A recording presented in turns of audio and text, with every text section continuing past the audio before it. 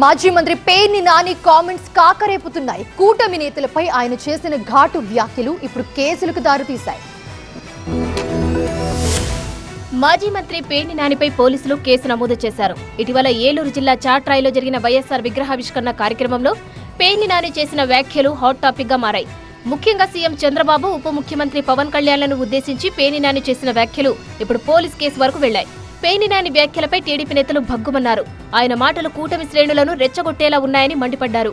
పేర్ని నాని విమర్శలు ముఖ్యమంత్రి, deputy CM గౌరవానికి భంగం కలిగించేలా ఉన్నాయని మచిలీపట్నంలోని ఇనకదురుపేట పోలీస్ స్టేషన్ లో ఫిర్యాదు చేశారు టీడీపీ నేతలు. గౌరవ ముఖ్యమంత్రి గారి మీద నాలిక మీద వార్తలు పెట్టాలని చెప్పేసి ఇట్లా అసందర్భంగా అక్కడ సందర్భం లేకపోయినా కూడా రెచ్చగొట్టే విధంగా వ్యాఖ్యలు చేశాడు. మా మనోభావాలు దెబ్బతిన్నాయి. వాటన్నిటి మీద కూడా మీకు పలు సెక్షన్లతో మీకు రాతపూర్వకంగా ఫిర్యాదు ఇచ్చాం. మీరు విచారించి తగు చర్యలు తీసుకోవాలని చెప్పేసి కోరుతున్నాం. టీడీపీ నేతల ఫిర్యాదును స్వీకరించిన పోలీసులు పేర్ని నానిపై 196(1), 353(2), 351(2), 352 ఆఫ్ బిఎన్ఎస్ సెక్షన్ల కింద కేసు నమోదు చేశారు.